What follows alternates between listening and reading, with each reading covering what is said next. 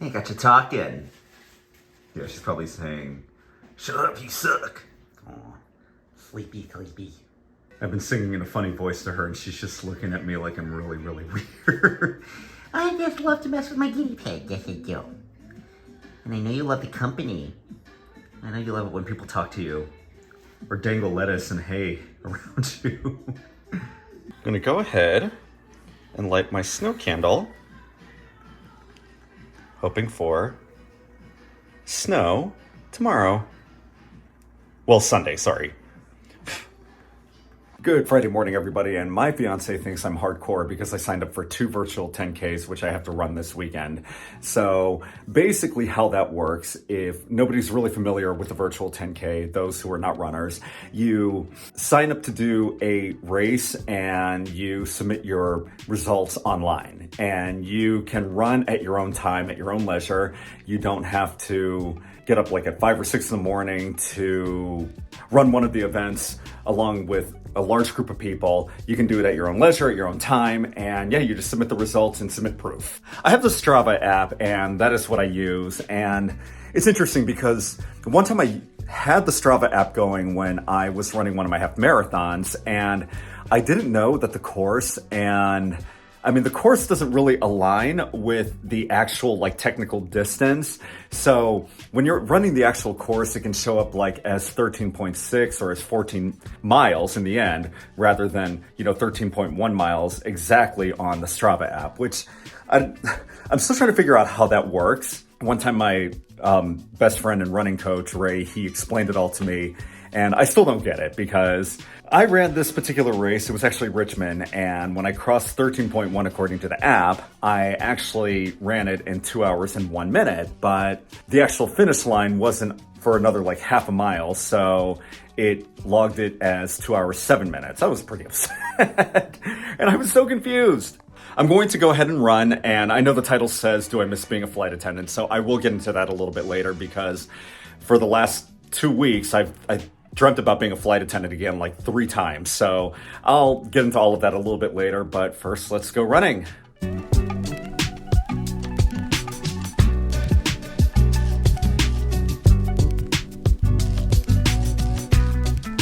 Hey you guys, just getting my stretches done and I'm about to run the neighborhood. I think I'm gonna run just the same loop twice because there's a particular route that I run and it's 3.1 miles. So if I just do that twice, then that's my 10K. All right, guys, catch you at the finish line.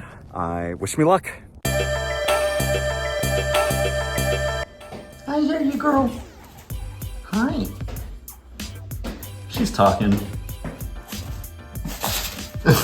Now she's running. Hey, baby. Hi. Now right there? What you talking about? Hey guys, what's up? I just finished my virtual 10K, 55 minutes and 4 seconds. That's an excellent time. Not my PR though, but it's very, very good and I'll take it. Aw, she wants your food.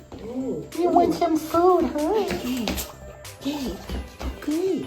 What is it? Huh? She looked like I stand here when I feed her.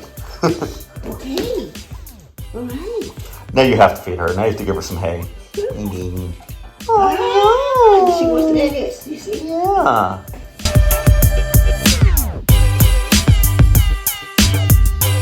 Oh my gosh, it's snowing right now. It's snowing quite heavily too. Wow.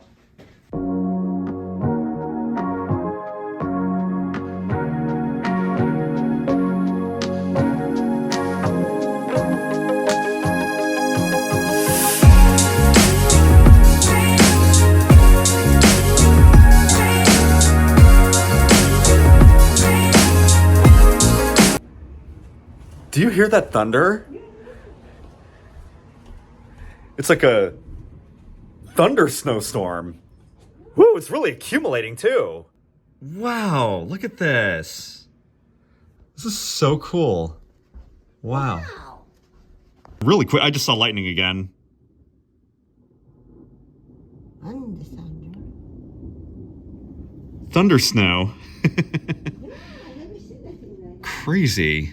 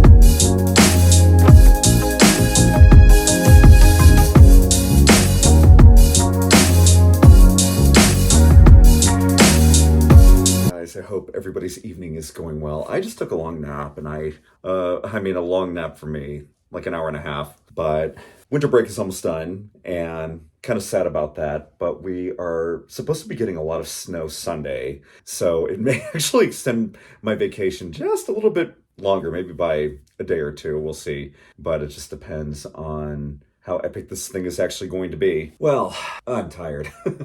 As it states in the title of my video, I've had dreams about being a flight attendant for the last couple of weeks. Probably dreamed it maybe 3 times in the past 2. And a lot has occurred. As you all know, the air disasters that have occurred in the span of 2 to 3 weeks, especially with Jeju Air and the plane that crashed in Kazakhstan, the one that was shot down by Russia. And there were a couple of others as well. And the question that I posed in my video, and especially after I had my dreams, do I miss being a flight attendant? I would say yes. And there are a number of things, a number of factors, just things that made me miss my time as a flight attendant. But the thing is that it wasn't really anything that happened while being a flight attendant so much as it happened while I was at training. And, when I look back at that phase of my life, I mean, I feel as if things could have worked out differently.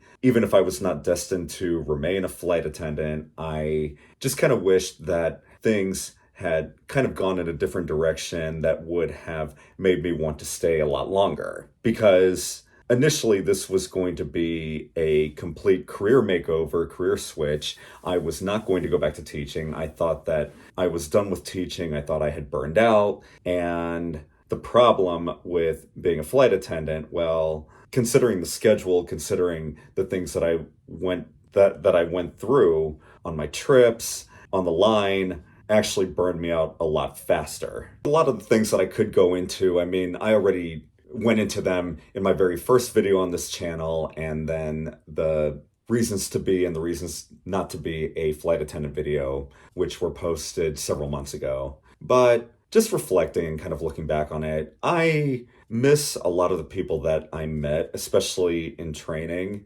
because when I was in flight for 7 weeks, I basically lived with these people. I was around with these people pretty much 24 hours a day. And they really made a tremendously positive impact. And when I think about being a flight attendant, I think what I wish could have happened. If you think a Siri emergency services or someone you trust. Really now? Welcome. I didn't say thank you.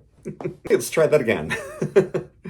Anyway, but like I said, I just really miss my classmates. I miss a lot of the camaraderie between us. And, it was just really a the training was a very memorable experience that the rest of the career or the rest of my stint just really couldn't live up to. I just really was not developing the same relationships. I felt a lot lonelier. And although a lot of the trips were worth it and I had some amazing trips, I missed training and I missed the people that I met in training, but nothing else beyond that. Now, down the road, is there maybe an inkling of a possibility that I may reconsider it?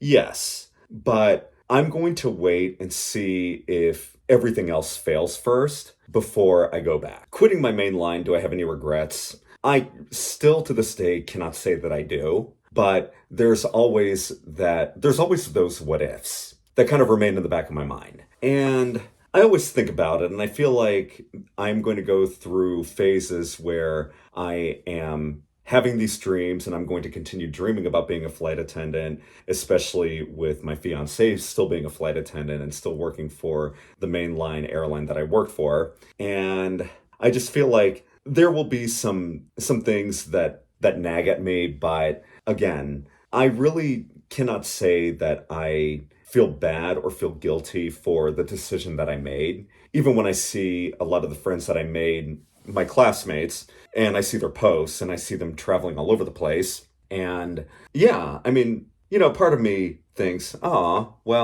bet I could have been assigned this trip or that trip that would have taken me here and there and some other places that I wanted to visit. But yeah, I mean, I think it's natural. I think that it's just what I'm going to go through probably for the next, however many months or years. I mean, maybe one day I will stop dreaming about it altogether and I'll just completely move past it. But at the same time, I mean, I will have those reminders, and I do have my certificate still hanging up on the wall to just kind of remind me every day of my accomplishment and the fact that I was able to get through such a grueling training. So yeah, I mean, a small part of me misses it. I mean, misses a lot of aspects and elements, but I don't miss the job itself. Now, touching briefly earlier about the recent air disasters, one of them involving a Boeing, and the type of aircraft, the type of Boeing that my fiance works all the time. But yeah, I'm like, okay, Matt, don't think about that. Anyway, but flying is still the safest mode of transportation. And, when I say that I don't miss being a flight attendant and when I bring up the air disasters, I mean, it doesn't really factor in too much in my not missing it, I guess, if that makes any sense. But one thing that I will say is that pending the investigation, I mean, I really think that Boeing, and I really think that my former airline, I mean, there is just so much that they need to do, so much they have to do, and many corrections they need to make, especially with a lot of the issues that are plaguing them. So that was one of the reasons why I just remind myself when I catch myself wondering and saying, what if? I do remember what I was put through to completely stop me from thinking those thoughts. And yeah, I just try to, with my fiance still with the company, I advocate for him and a lot of the other flight attendants, and really hope that they get their contracts soon, because what was going on behind the scenes just really, really upset me, really bothered me. And I just, some days I just really couldn't take it anymore. And knowing that a lot of the supervisors and a lot of those in charge were working completely against us and not with us, it was almost a no-brainer last July when I decided to leave.